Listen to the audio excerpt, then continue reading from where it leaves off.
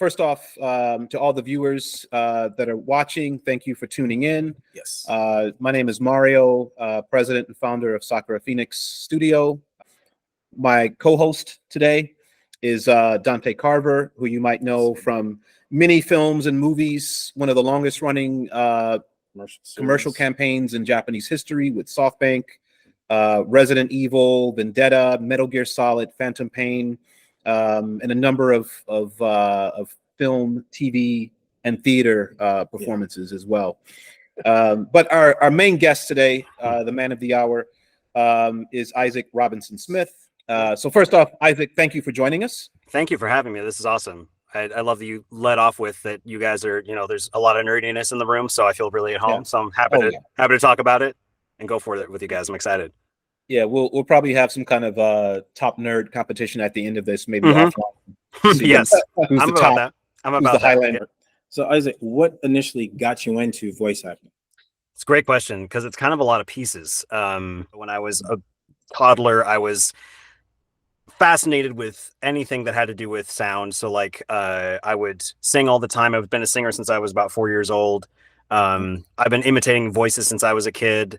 The first voice that apparently I ever imitated was my mom's voice when I was really, really young. Like I couldn't really say any words yet, but like I could get the sounds right and the inflections correct. Like, so, because interestingly for me, when I hear people talk, I hear it as music. I don't hear it as just speech. I hear melodies and things, which is one of the reasons I love voiceover, is because it is just kind of like playing in like a jazz orchestra or like a band. We all have our different instruments and we play, but I hear it all as music. And so I just started doing that for really no other reason other than being fascinated by it. And I luckily had my mom, who was a theater actor, and so she was the one who introduced me into theater when I was little. And so I've been basically, I say that I was born backstage. Like I've been part of the theater scene for a very long time. And then I have a younger brother, 18 months younger than me, who also was very outgoing and performative and all that stuff. So we would make up our own stories and we would imitate cartoons we saw on TV and everything. And I'm pretty sure one of the first like long-standing ones was the Muppet Babies show in the 90s. My brother and I would imitate Baby Gonzo constantly. There was like a voice for like 2 years. We would just do that all the time. And then there's one story that my mom will not let go, so I'll feel fine telling it here. But there was one time when I was a kid, when I maybe like 3 or 4, walking around the living room, saying some random string of words and sounds, not really anything coherent, but just something consistent. Like the pattern was consistent, but the actual thing wasn't really understandable. And then at one point I was doing that and my mom had The Little Mermaid on in the living room. And it turns out that I was doing Poor Unfortunate Souls, Ursula's song. I just couldn't say any of the words yet, but like the melody of what she was doing was so I like had that in my head and I was doing that. So it was like that and like the intro monologue in Beauty and the Beast. So you're going to find that Disney is a very central part of my career. Starting early on. From the background. Yeah, exactly. In case you can tell. Yeah, it's I'm not subtle. Spoiler. Yeah, right. But it comes around in a really cool way later on. So I'll tell you in a minute. But yeah, as I got older, I would keep doing that, and I would be fascinated by scores to films. Weirdly, I was one of those kids. Like my mom has said that I would be more interested in the music of the movie rather than the movie itself, and that's kind of still true. I buy a lot of vinyl, and I have a lot of CDs, and a lot of it is movie scores. I fell in love with that. One of the most notable ones in my memory was when Sorcerer's Stone came out. I was like, what is this magical sound that I got to go and find that music. So I got the John Williams. Anyway, kept doing music, singing, started to learn how to play piano. I'm doing that for a while. And then in high school, I started to imitate voices for my friends at lunchtime because I just felt compelled to. I don't know why, but we were talking about SpongeBob and I was like, I can do the voices from it. So I did a couple of voices. And the thing was, they laughed at that. And I was like, oh, this is a much more powerful thing than I'd given any credit to. As a kid doing it with my brother, I just thought it was sort of a hobby that we did, somewhat fun for me and him. Never thought that it was something that went beyond just the two of us. But I sort of I went to a very small performing arts high school, and I sort of became the kid that did voices. I was the voice guy in my high school. And that's just sort of what stuck. And I did a lot of shows, and I would just like, that was kind of my identity for a little while, but I loved theater and I was, all those things. And then the thing that changed everything, because I was convinced I was going to do musical theater for the rest of my life, because I did that throughout college and I did that when I was a kid. But the thing that really shifted my whole understanding of what I was supposed to do, and I'm really lucky that I had this moment, was I was watching the Bravo interview show Inside the Actors Studio with James Lipton, and they did an interview. Yes, I know, one of the greatest interview series ever. I still watch old stuff. I was watching an episode where they interviewed the cast of The Simpsons, and when I watched those people do the voices that I had grown up knowing so well, it was like truly like magic to me, and I could not believe what I was seeing. I had no idea that it was people. I mean, I knew the voices came from somewhere, but I didn't really make the connection that it was a human being with a job, whose job it was to create these characters. Right. But that just sort of blew the doors open. And so everything that I had learned about sort of crystallized in that moment of like, oh, it's sound and it's voice and it's music and it's performing and it's acting and it's theater and it's all one job and I can do that. Like, I had no idea. And so that's where everything shifted. And that was 16 years ago when I graduated high school. And since then I started going toward voiceover and I never looked back. So when I got into college, I was taking classes in my college for theater and everything, performance. But I really wanted to do voiceover. And so I was looking around, I was trying to take classes. I was trying to figure out information on it. There wasn't a whole lot because it wasn't really something that my friends were doing. It wasn't something the internet, while it existed, there wasn't this whole like, hey, here's how you can do voiceover. There wasn't any sort of tutorial that was out there. So I had to kind of investigate on my own. And luckily enough, and here's the beginning of the Disney saga, I worked at Disneyland on and off for 11 years as a performer, doing various things. And they had a class there called Cast Conservatory where you could learn different disciplines in the arts for free if you worked at the park. And one of the classes was voiceover. And I saw it in a break room on a little flyer, went to the class, and it was from the casting director of Walt Disney Imagineering. So I took his class. I also met an agent there named Pat Brady, who's still a dear friend of mine. She's wonderful. She was the voiceover agent at CESD in LA for 20 years or something like that. Just incredible agent. She was never my agent, but I got to meet her and kind of know what agents were like. So after this class, I emailed Brian, who was leading the Imagineering thing, every couple of weeks. And I'm like, hey, I'm really serious about this. Like, I really want to do this job. Is there anything I can be involved with or anything I can even audition for? And he was really nice to me. He was, I credit him with really jumpstarting my whole career, because he started to email me back and he's like, no, I don't have anything, but keep in touch. Like, I got stuff I'm working on. If I have anything that fits with you, I'll let you know. And he started to send me a few auditions here and there. And I started to audition for stuff. And then it was 2011, I think, 2012, somewhere in there, where I got an email from him and it said, hey, so I'm working on this project for Walt Disney World. It's called Agent P's World Showcase Adventure. It's this interactive thing at Disney World. We need a bunch of extra voices for it. Would you like to be part of it? And I was like, yes, I want it. And it was, so that was my very first professionally paid voiceover job, was for that project for Epcot for Walt Disney World. And after that, I took a lot more classes, got a lot more training, and then got my agent in 2016 with SPV talent.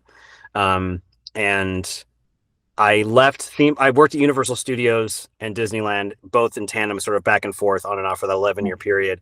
And then in 2021, when Disneyland was reopening and everything was kind of coming back, they offered me, I was a singer at the park. I did the Dapper Dans at Disneyland for about 4 or 5 years. And did a lot of other shows there too.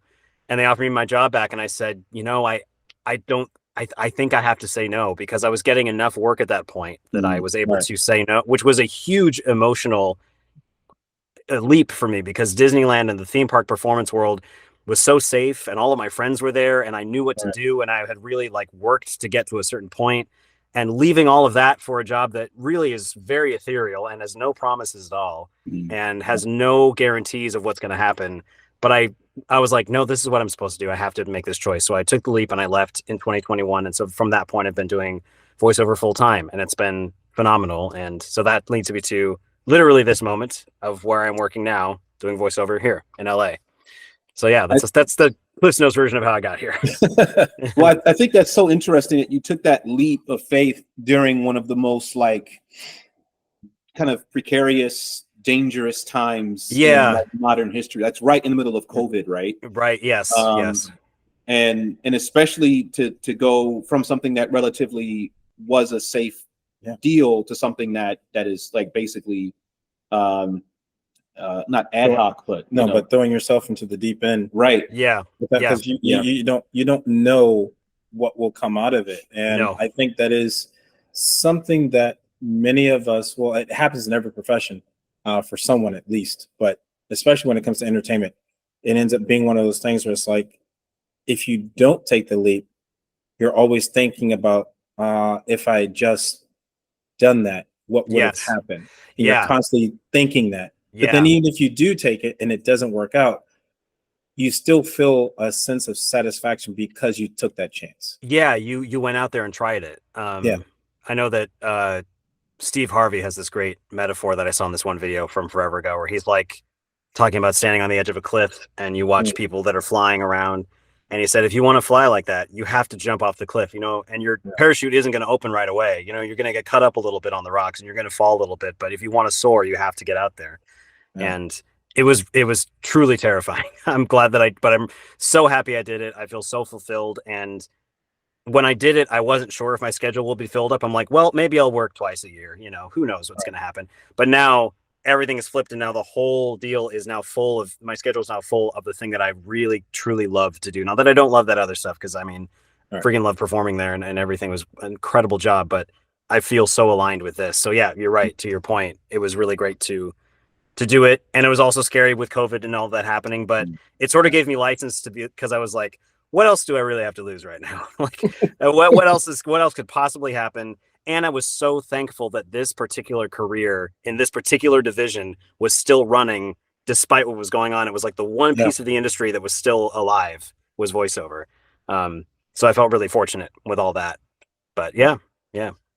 Nice. Let's talk a little bit about, I guess, your body of work to date. Yeah. Right. What's so interesting to me is that if you look at some of your earlier roles, you have kind of these smaller bit parts where you're like maybe an announcer, maybe like a background character, and as Right. you progress, now you're getting kind of these more prominent roles. Yeah. But I thought it was really interesting with the earlier roles of how much variety there was.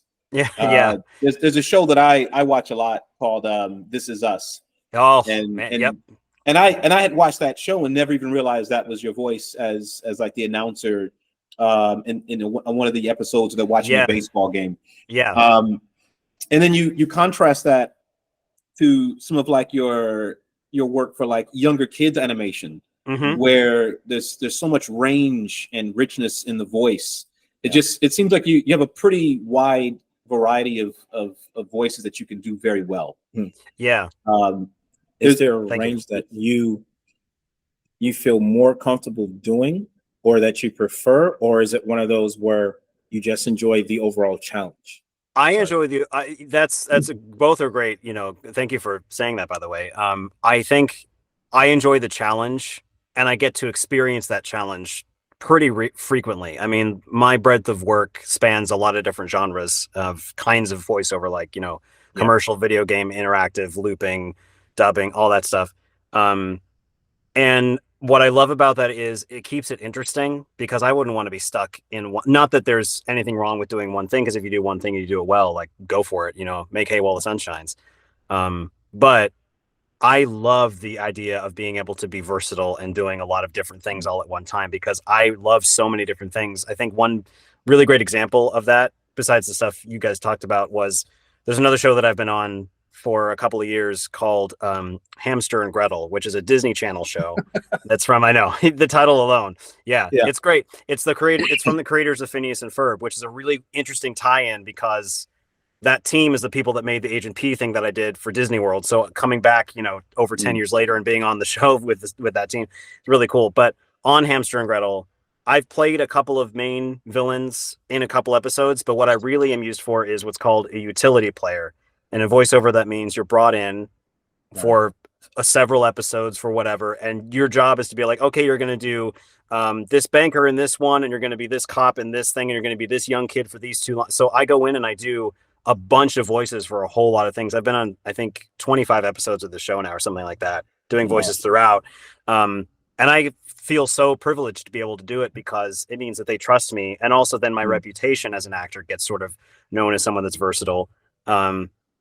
But I love the idea, because that's what I was doing as a kid. I think that's why I love it so much, is because I was doing so many different kinds of voices, because I was like, that sounds interesting, I want to try that. Or how close can I get to that? Or what can I do that sounds nothing like me, that people will think, that voice doesn't come out of that face. I love that. Even with Bishop, like people listen to me and yeah, people listen to me and they don't necessarily think that me. I've talked to my friend AJ Lacasio, who's the voice of Gambit, and both of us kind of have these mid-range kind of voices, but he goes into Gambit and it sounds phenomenal. And then I go into Bishop, down here. So like I love creating that kind of stuff. Well, I do want to, obviously I want us to touch on X-Men, but I thought there was a couple other things before we got to that were of interest. There's a character that you did on a children's show. I think it's a Nick Jr. show. Yeah. And the character's name is Pegwheel. Yes. Yes, Pegwheel. Yeah. Pegwheel. That was a recent one. And it was like, all these like kind of like cars. And the one I saw was they were, I guess, pirates or on some kind of sail ship. Yeah. And I just thought, man, what personality you gave to this character. Oh, thank you. And I've never seen the show. I mean, my kids are a bit older. But I just thought, one, I could tell that you could sing. Yeah. Just in the little bits where the character had a moment to let out some like battle cries and stuff. Yeah. I was like, okay. Yeah. So my question for you is, contrasting that to something like a Final Fantasy character, which is aimed for a much more mature audience. Yeah. Which of those two do you have a bit more fun with, or do you even compare them? That's a great question. It's hard for it's going to sound like a cop out, but it's true. It's hard for me to compare just because they're such different experiences. I will tell you that. Oh, that's actually two great contrasting things. So from the kids animation standpoint, there's so much broad bigness to the characters and to the voices that there's like an unlimited amount of freedom. And in case of Pegwheel specifically, it's interesting because for Pegwheel, I actually took over for Anthony Anderson, who did the role originally. And for whatever reason, he couldn't do the role or couldn't come back. So they needed somebody to match him pretty close to what he had done. Right. So I was sort of playing in that world of what he had already done. But also, I was being directed by one of my favorite animation directors, Charlie Adler, who's the voice of, Cow and Chicken on Cow and Chicken. And he is Ickis in All Real Monsters, and like just of these phenomenal voices. The original Buster Bunny and Tiny Toons. Now he's a major animation director for Nickelodeon. And he has this insane mind and this insane, like, unending energy that feeds you directly. And that's sort of the general scope of what animation could be like on the larger end, especially for kids animation, where attention needs to be grabbed and the kids need to see this is what's happening with this character, so we make it really big and understandable so they can figure out who this thing is or what this thing is with not a lot of dialogue. So that's really fun because sky's the limit as far as energy and what you can bring to it. Whereas something like Final Fantasy is very interesting because, especially with video games nowadays, with the advent of systems like, the PS5 and the newer systems, things have gone, it's a long jump from like Spyro to The Last of Us. Like that was, the cartoony version, then to coming to like a much more grounded, and I teach voiceover, so talk about this. There's a much more grounded cinematic feel. It's like you're talking like a film when you're doing it. And so while the performance may feel withdrawn in energy or something that's a little bit lower, there's a lot of complexity that comes to it because you have to evoke so much emotional depth with not a lot of stuff going behind the mic. And that's where the challenge comes for me as an actor, is because pulling back is scary because it feels like you're not doing anything, but drawing back actually feeds more power and draws the audience in more. It gets, they're not doing a lot to come out and grab me. Like, and then you lean in and you kind of want to feel more of that. So something like Final Fantasy is interesting for that. And other video games that have more of a cinematic feel. On top of that, when you get something like Final Fantasy, the performances are already done in Japanese and we're just doing the English versions of them. So the length of the lines, the animation, the lip flaps, that's already done. So we have to fit our own sensibility of what the character is doing with the grounded nature of it in the time frame that it happens, sometimes without anything visual. Like when I did the first Final Fantasy remake that I did, I had to listen to the Japanese line twice, 2 or 3 times, clock in my head about how long it took, and then do the English version without seeing anything and hoping that it timed out. And sometimes they'd be like, we're like 2 or 3 frames over. Can you just shorten up the words like a half a second? And like having to do that. So like, it's a whole other skill set, but because I jump back and forth between that so often, I feel like that keeps me able to do a lot and keeps it all interesting, like I said earlier. So I hope that answers your question. I feel like I went way over here with what I No, was No, talking no, about. it Yeah. actually answered 3 questions in one, because Oh, great. the follow-up was actually going to be asking you about the differences of doing voiceover, especially when it's something that's already done and established, like say Final Fantasy, where it's already done in Japanese and you have to do an English version of it. Yeah. You get to see. So like when I do voiceover work here, and they want to put it in Japanese or put it in English, Mhm. sometimes they don't have video to follow, but a lot of times they Right. do. And a lot of times it's like, okay, say even with the commercial, I'll film a commercial and we've already had a set of lines for that promotion. It's like, we're going to reuse it and just change the lines. So we want you to keep everything as it is with the Yeah. new lines. But it's easy. Sometimes it's easier for me if I'm looking at it and it's like, oh, okay, well, I'm the one acting. I know my nuances thing. Oh, that's Yeah. easy. Boom, boom, boom. It's Yeah. done. Yeah. But when it's animated, it gets tricky, Yes. Yeah. because on Hmm. this side, it's, well, we want you to overreact a little bit more in this area and less in this area. And it goes very differently from how we would act on the Western side. Exactly. Yeah. You're Is that a absolutely right. challenge for you sometimes? Sometimes, Or yeah, sometimes it is because there are cultural differences.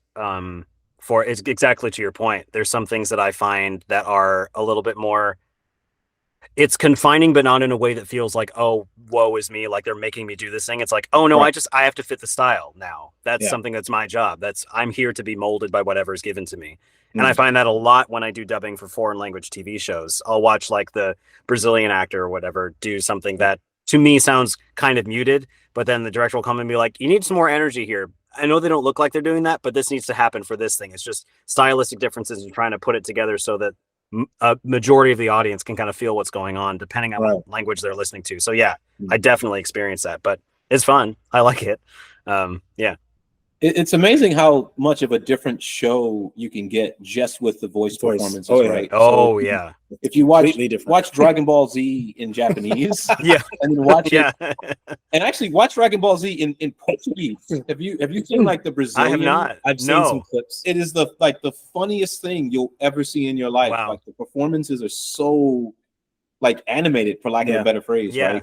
Like Vegeta's voice, in Portuguese, and Frieza's voice is amazing, right? I've So got to check that out. I haven't So watched I'm that. laughing so hard because I've actually seen some of those clips. yeah, And just think about childhood growing up, watching things like Fist of the North Star and other Yeah. Japanese animation, where when we lived there, we're basically looking at tapes or something that was being shown on satellite, because we didn't have Yeah. cable in that area. Yeah. Um, we lived on a mountain, so it's like that's all you had. And watching it in 3 different languages was hilarious when you think about it, because it's like English, Japanese, and Italian, and I spoke no Japanese at all. So Yeah. I'm watching it basically because, oh, I missed a few minutes of the Italian version, so I'm just going to run and watch this, because they would all come up the same day, Yeah. just in like Yeah. a 30-minute or 2 hour slip difference. And it's like watching, Got it's it. like, wow, this is so different. But as a kid, you're not putting together that these are 3 different actors Right. portraying, or one actor portraying like 2 different voices or whatever. Yeah. Yeah. You're Yeah. not Yeah. putting that together. No. And then when you get older, it's like, oh wow, what really hit me on this side was working with John DeMita on Resident Evil Vendetta, Yeah. and watching him do his characters is like, this is just amazing. And then I forget what the character was that he started playing around with. It's like, why does that sound so familiar? And he goes, because it was in this animation. It's like, oh my goodness, Oh, you did the wow. voices for that too? And it just Yeah. threw me, because Amazing. most of my childhood he voiced almost half of the things that I watched, and I That's just so couldn't cool. put it together. well, That's so you cool. mentioned watching cable, and maybe we can segue into another time traveling Yes. character. Yeah, Sure. he's one of my favorite characters. So let's get into Bishop. Yeah.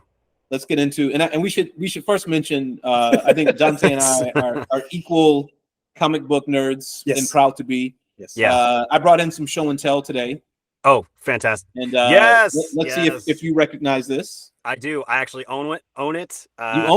I bought it. I bought a 9.8 graded on eBay a year and a half ago when I got the role and nobody knew who I was. What? And I at WonderCon this year had one of the coolest full circle moments, which was I brought it to WonderCon and I brought it to the CGC signature booth, and I was like, "Hey, I have a question. So if I sign this comic, will it become a CGC signature label because I'm the voice actor that does this?" And they're like, "Yeah, it will." So Yeah.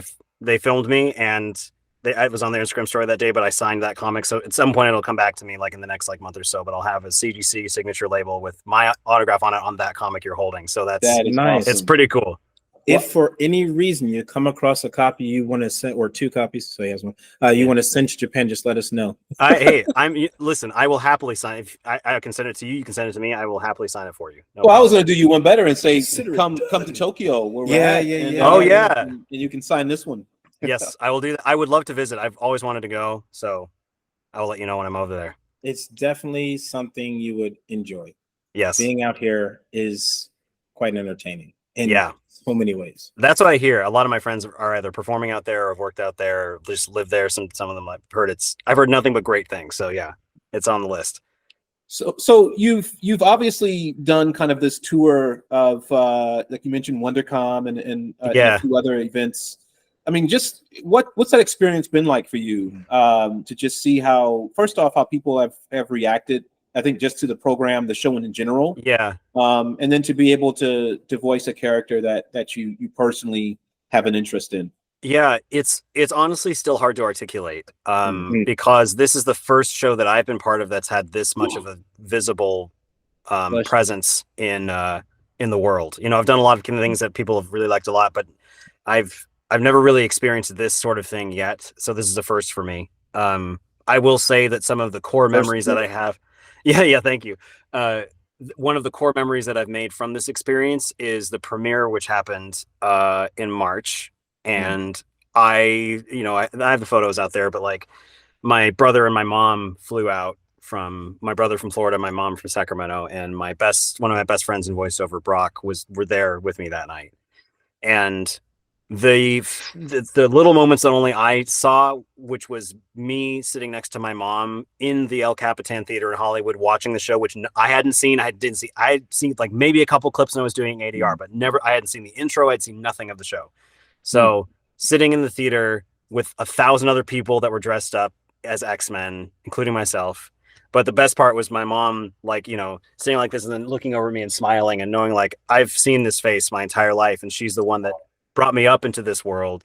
And now to have her see the result of her encouragement and her support come out in this incredible, and my brother too, and Brock for that matter, but especially my mom, seeing the result of my work and my insistence of doing what I wanted to do. And my mom has, supported everything that I've wanted to do performance wise, but to be there in that whole experience, because it was the first premiere I got to take her to. So like the whole thing was just, and she dressed up, she had like, an X-Men shirt on, and she was super happy to be there. Yeah.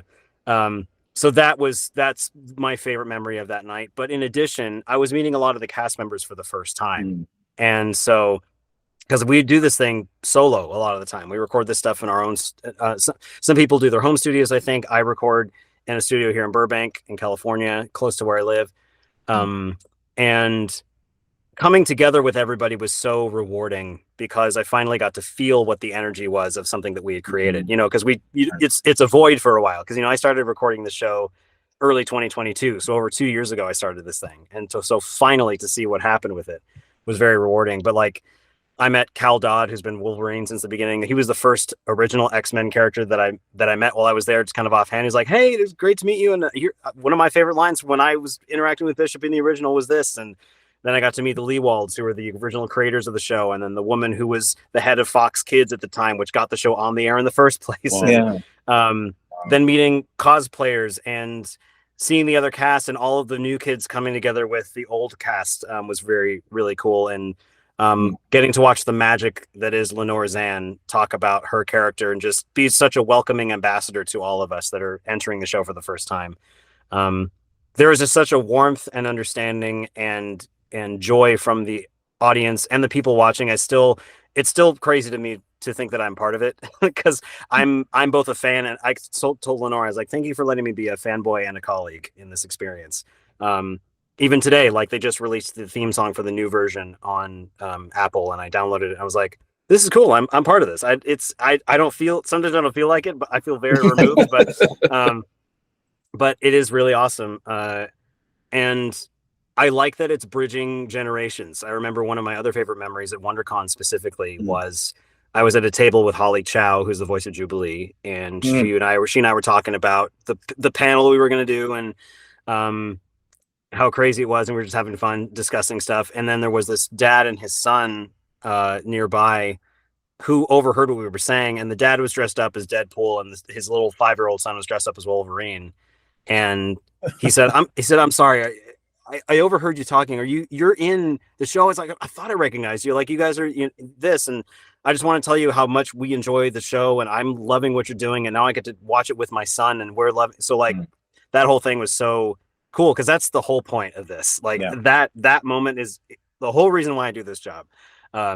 Fame and money and all that is not interesting to me. You know, I want to live, and I want to have, a successful, life where I can do what I want to do. But those sorts of things are why I got into this in the first place. I mean, one thing that I've said multiple times to people is if I can create voices that kids online or somewhere are imitating like I did when I was a kid, I'll feel like I'll have done my job as an actor.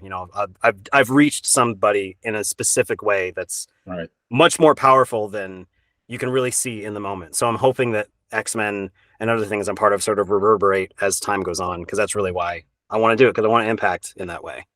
But the whole X-Men the going off of the X-Men experience has been really phenomenal, personally. Well, you mentioned like spanning different generations, and I think that's why like diversity and inclusion is so important. Yes. Especially with younger generations, to be able to see a cartoon or a movie or a TV show, anything where they can relate to one of the characters on screen, right? Yeah. And I think, Dante and I grew up in kind of the same generation where we didn't see a lot of people who looked like us on TV, right? Oh, man. Count on one or two, fingers. Yeah. How many cartoons had, a person of color, in the cast. So my question for you is this, and this maybe is kind of a difficult question, is what do you think is more important, to have, roles where you're able to represent, for example, a black male on screen, just to increase the visibility of these different, characters of color, or to be able to do characters that are not black, so that you're not typecast into one particular type of character. So, which is more important for you, to be able to do a wide range of different types of characters, or more specific, or to be able to get more representation for, black characters in film and TV? That's such a good question, and it's something that I wrestle with almost every day when I do this stuff. I have multiple answers, and I'll kind of give you experiences for each of them. First thing, I do think that there is an importance to being able to have representation in the way that makes things more visible, but not in the sense of like, here's the setup of the cast and here's the people of color, so we make sure we got the thing filled. It's like, I want it to just be part of the conversation, but not in a way that's like a spotlight kind of deal. And in that sort of, so I think that is happening. I want it to happen more. Because I've seen a lot of movies where, and I mean, a lot of people have had this experience where I'm seeing things now, which is great that there's more representation and things out there, but it almost feels like because the conversation has been open in such a public way, entertainment wise, feels like it's almost swung really hard the other way. And it's like, well, we have to make sure, fill the quota. Here it is. We did it. And instead of like intentionally coming to a method of getting people more integrated and more involved, that is a long-term thing rather than here's the visible version of what we've done to satisfy what we think is the issue.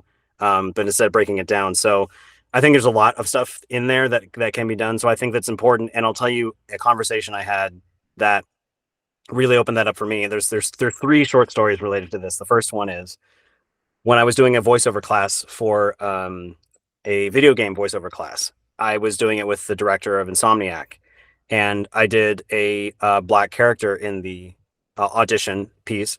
And I was really scared to ask this question because he opened it up to us in the people taking the class. And I was like, so as a black actor, what do I do when I'm auditioning for you? What do you want? Because do you want me to sound like me and trust that because I'm a black actor, I'm going to sound the way you want? Do I sound stereotypical because that's what you think you want, but you're not really sure, but I have to prove myself because of having a black role filled? Do I put both in there so that you make sure that which one do I put first? You know, which one do I get hired? You know, all that sort of thing. Like, what do you want when I'm doing this? Right. And from this guy who was white, so I thought it was a really cool thing that he had this perspective. He's like, you do whatever the hell makes you you, because it shows that it brings your authenticity to it, one, and it also shows everybody casting that there's a much larger span to what a black voice can sound like versus what, you know, is this narrow field. So a lot of this stuff is sort of doing it for the first time and kind of expanding that viewpoint of what black voices are and what they can be and what the whole spectrum is. So there's that. And also to that point, I sort of have been, because it was me, I never really saw this as me doing something, but I happened to be the first in a lot of situations, especially theme park performance wise. Like I was the first performer I was a train conductor at Wizarding World of Harry Potter for about a year and change, and I was the first black performer to do that job. I was the first black host for the special effects show at Universal Studios Hollywood. I was the first black voice performer for the Transformers, first black performer for the Fantasy Fair show at Disneyland. One of the only black performers is a Dapper Dan. Lots of stuff, and I didn't know at the time, but like I am just by default and by just doing it, being like, I want to do this, it sort of was putting in their minds, because now there have been other actors of color that have followed me in some of those steps because I did it first. So I think it is, I think it's extremely important. And also the other mini stories are playing Bishop specifically is really great for a lot of reasons, and I love the character, but as a biracial actor, I'm half black, half white, and I just now figured out, and I've said this in another interview recently, I just figured out how connective my story is to his, because he's a man out of time who has no real home and is trying to solve all these problems by jumping back and forth and going all these places and not really feeling like he belongs really anywhere. And that's been my existence my whole life, is not really feeling like I'm in any community, either the black community or white community. Like I don't feel like I belong anywhere specifically. And so being able to play someone that sort of is dealing with that parallel in his own way is very cool. So there's that part of it.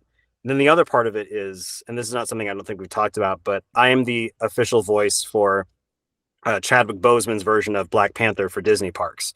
So in Disneyland, in California Adventure here, in Avengers Campus, the one in Paris, and a few cruise line projects, I do his version of the voice for that. And so there was an amazing moment in the recording session where, first of all, I was super stoked that I got paid to say Wakanda forever multiple times. You know, it was a dream come true. Yes. And they had a moment where they said, now we want you to do this a few times, but speak reverently toward the guests as if you were speaking directly to them. Like it's not a command. It's not a welcome. It's like, you're in solidarity with whoever is looking at you, being like, you're safe here, kind of thing. And immediately I thought of myself at 8 years old and all the other black kids that are going to come to Disneyland that finally get to see someone in such a high sense of power and importance in a Disney park like that, and that I get to be the one that gets to usher that character in, was a whole bunch of levels for me that I will never forget. So in those three instances, I think it's equally as important to have multiple versions of representation and multiple characters that I get to do, in tandem with just having more black characters, you know, out there, or actors or characters of color in general. You know, I had this conversation with my friends. Speaking of growing up, I was like, it was only in the last 5 years that I've been able to dress up for Halloween and not have to do anything with my face or hair, because there were finally characters that look like me that I could just walk out and dress up as. When I was a kid, I was like, well, I can go as Harry Potter, but you know, it's not going to really look like him. Or I can go as this character I dressed up as Moliere from Atlantis of all things. I love that character. It's a super deep cut, but you know, I was feeling as if I was the character, but never truly looked like it. And I never really put that together in my mind until recently, but it's like, yeah, I've had to sacrifice a little bit in order to feel like I can do this thing. But those sorts of conversations, those things are now more prevalent, and I'm having them more with friends of mine who never really had those conversations before. And even in entertainment, we're seeing that sort of open up. So I know I've gone on forever, but this is all very important to me. So like, yeah, it means a lot, because it's given our backgrounds are not the same as far as our lineage or parentage and stuff like that, but there are Yeah. many people that can relate to that situation. Yes. Even with like kids that grew up in military families, you know, you're Yeah. going from one country or one town to another. Yeah. Yep. You're always having to prove yourself going to a new school because you're the new kid, Yeah. Yeah. making new friends. You don't really have, and it's things that I had to deal with, still do. Yeah. But it's like watching films or animation where you have someone that grew up in this small town, everyone knows each other kind of Yeah. thing. I've never had that.